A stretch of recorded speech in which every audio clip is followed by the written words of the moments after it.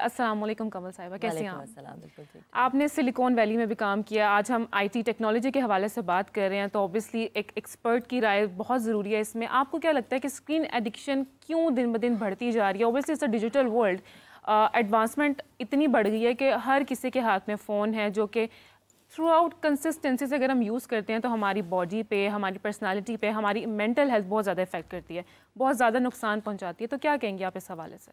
I think इस पे थोड़ी सी बात हो चुकी है, मैं जी। सुन रही थी हमारे और गेस्ट को, मगर साइंस ये कहती है बेसिकली कि जब कोई नॉवेल्टी आती है, नॉवेल्टी है इसके जो ही कोई चीज़ नई आती है तो वो इंसान के ब्रेन को एक्साइट करती है, डोपामीन हिट होता है, और dopamine we know causes addiction. तो पहले आपको पता है, बहुत पहले ज़माने में आपके पास एक किताब होती थी, किताब आप बहुत अरसे तक पढ़ते रहते थे, फिर वो ख़त्म होती थी, फिर एक नई, फिर ड्रामे होते थे, ड्रामों की इतनी किस्तें होती हैं, वो फिर आप देखते रहते थे, मूवीज़ होती थी, मूवी भी 3 घंटे की मूवी होती है। मगर अब हमारे सोशल मीडिया के अंदर एक बिल्कुल ही नया फिनोमेना आ गया है जो कि 1 मिनट रील्स है। 1 मिनट में आपको बिल्कुल एक नई चीज़, सब्जेक्ट चेंज हो जाता है, द होल सिनेरियो चेंजेस, तो पूरी हिस्ट्री आपको 1 मिनट में पता चल जाएगी। मतलब पूरा आपको एक 1 मिनट के बाद एक कंप्लीट नॉवेल्टी एक्सपीरियंस होता है, न्यू नॉवेल्टी एक्सपीरियंस होता है, जिसकी वजह से एक इंस्टेंट डोपामीन हिट होती है।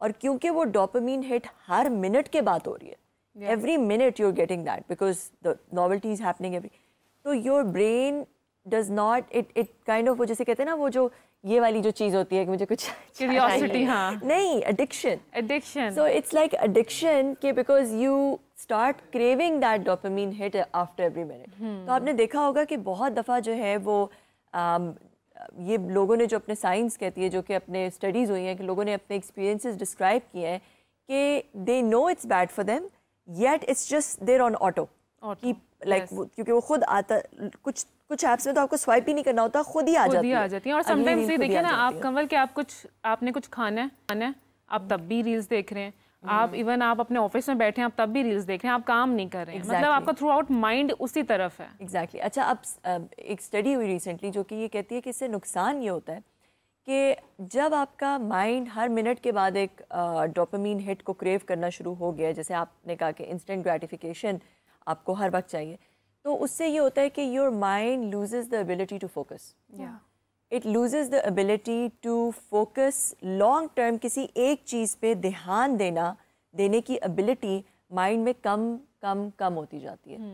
और डीप थिंकिंग, जो आप सोचते हैं और अपनी, ज़ाहिर है आप अपनी ज़िंदगी में आगे ही बढ़ते हैं, क्योंकि जब आप कुछ सोचते हैं, आप प्लान करते हैं, आप कुछ मेडिटेट करते हैं, आप अपने नेक्स्ट मूव्स प्लान करते हैं, तो आपको बहुत एक डीप थिंकिंग करनी पड़ती है अपनी ज़िंदगी में सक्सेसफुल होने के लिए। तो जो हमारी नई जनरेशन है, जो सबसे बड़ा मुझे लगता है कि इसका अलमिया है, वो ये कि बिकॉज वो फोकस करने की एबिलिटी ख़त्म हो रही है, डीप थिंकिंग की एबिलिटी ख़त्म हो रही है, इस वजह से हम कुछ अरसे में देखेंगे कि वो जो ज़ॉम्बीज़ नहीं होते, जैसे कि बस वो जो पपेट्स हैं, जो कि अपनी लाइफ डिज़ाइन नहीं कर रहे, उनकी लाइफ डिफ़ॉल्ट पे गुजर रही है, कि जो कि वो एक तूफ़ान आता है ना, और वो एक रेला आता है, वो जितने भी जो रैपर्स होते हैं या छोटे पौधे होते हैं जिनकी कोई फाउंडेशन साथ ही लेके चला जाता है। आजकल भी ऐसा हो रहा है कि फिजिकली अगर आप किसी जगह पर प्रेजेंट है बट मेंटली आप कहीं और हैं, आप जोन आउट है ना, यही मैं कह रही हूँ कि बिकॉज आप फोकस नहीं कर सक रहे। वो जो आजकल वो कहते हैं ना ADHD बहुत ज़्यादा बढ़ा है, this is one of the reasons as well, because लोग फोकस नहीं कर सक रहे। तो मैं जैसे कह रही थी कि तूफान आता है, सारी छोटी चीज़ों को साथ लेके चला जाता है। ये इंसानी ज़िंदगी भी ऐसी है कि जो नई चीज़ आई बस हर एक को साथ ही लेके वो सब बह गए। जो एक स्ट्रॉन्ग दरख्त है ना, जिसकी रूट स्ट्रॉन्ग है, जिसकी फाउंडेशन स्ट्रॉन्ग है, जिस तरह के पहले ज़माने में जो एक हम कहते थे स्ट्रॉन्ग मर्द या स्ट्रॉन्ग औरत, अनफॉर्चुनेटली जो नई जनरेशन है उसमें वो चीज़ें, वो जो स्ट्रॉन्गनेस है, वो स्ट्रॉन्ग फाउंडेशन है, वो एक स्ट्रॉन्ग इमोशनल इंटेलिजेंस है, ability to focus, ability to deeply think, ability to self reflect कि मैं कौन हूँ, इंट्रोस्पेक्शन अपनी करना, अपने आप को समझना, वो खुदी, वो आहिस्ता आहिस्ता इसकी वजह से ख़त्म हो रही है। ये सबसे बड़ा अलमिया है हमारा कि वो आहिस्ता आहिस्ता इसकी वजह से ख़त्म हो रही है।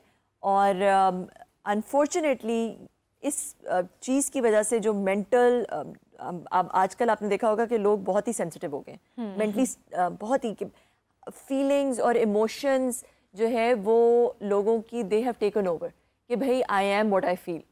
और unfortunately you will never feel like getting up early in the morning. You will never feel like working. You will never feel like it. That's because they relate too much with the social media thing. मतलब वो जो reels और वो जो influencers वहाँ पर देख रहे हैं, वो they started to imagine like them कि हमें भी वही चीज़ चाहिए. तो वो addiction, वो किसी को copy करना उनके mind पर throughout सवार रहता है कि हमने भी वैसे ही करना है. एक उनके mind पे copy करना throughout सवार रहता है. दूसरा जो mind पे, क्योंकि जब माइंड स्ट्रांग नहीं रहता या माइंड को फोकस की एबिलिटी नहीं रहती, डीप थिंकिंग की एबिलिटी नहीं रहती, तो फिर माइंड जो है उसके बाद सबसे आसान चीज़ क्या है? Feelings, emotions.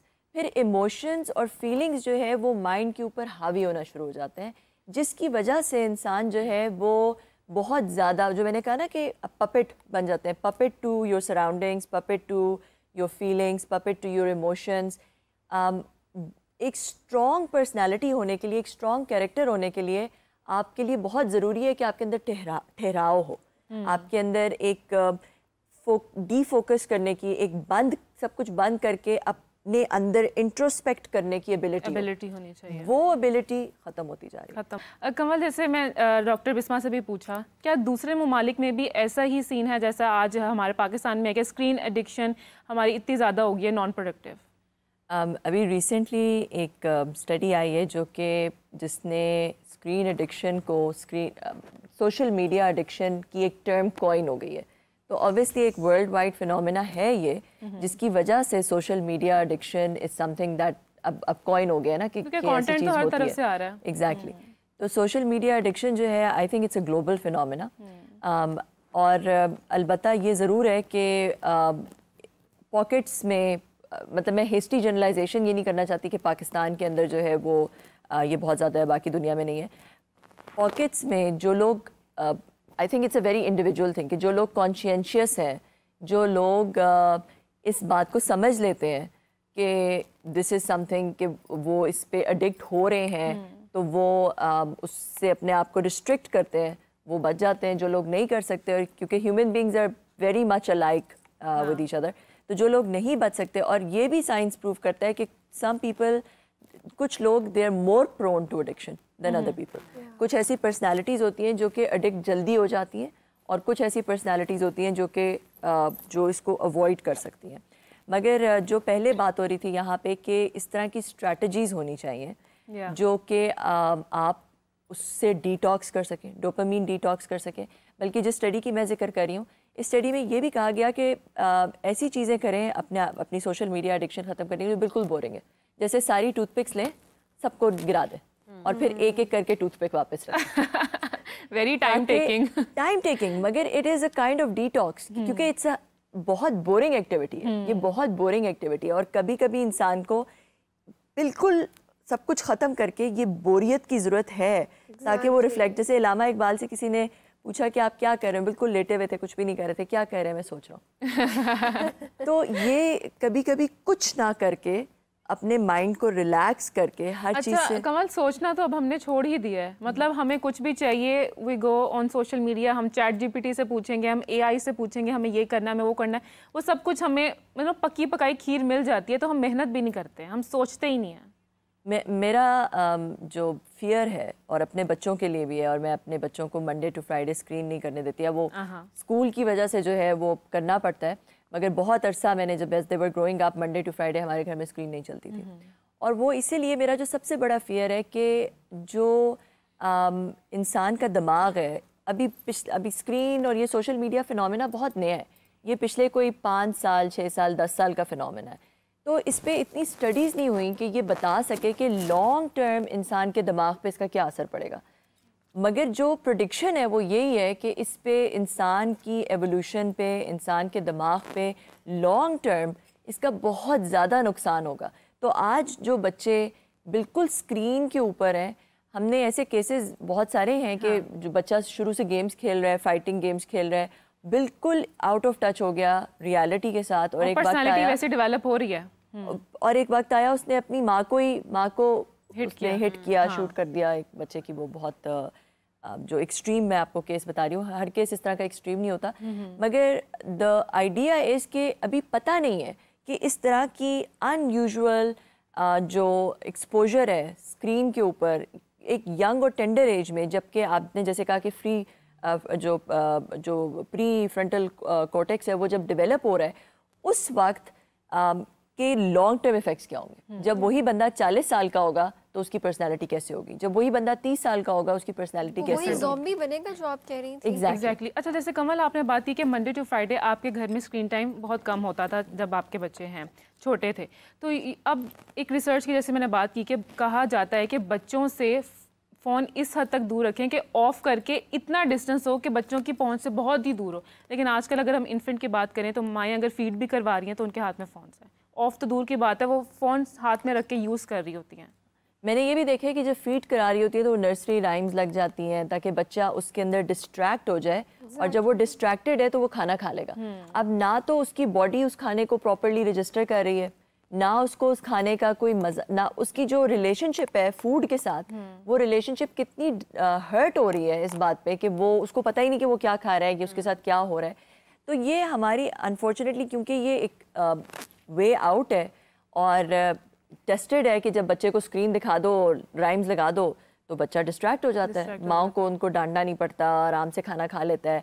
या माँ अगर कहीं पे बिजी है, बच्चे को स्क्रीन के आगे बिठा दो तो वो माँ को तंग नहीं करता। तो ये अपनी अनफॉर्चुनेटली हमारी मैं इस प्रोग्राम के तवसत से ये उन माँ को कहना चाहूँगी कि आपकी थोड़ी सी बिल्कुल हेल्प हो जाती है, मगर आपके बच्चे को जो लॉन्ग टर्म डैमेज हो रहा है वो कोई माँ नहीं, अगर किसी माँ को पता हो कि क्या लॉन्ग टर्म डैमेज हो सकता है तो कोई माँ नहीं चाहेगी। Allow definitely.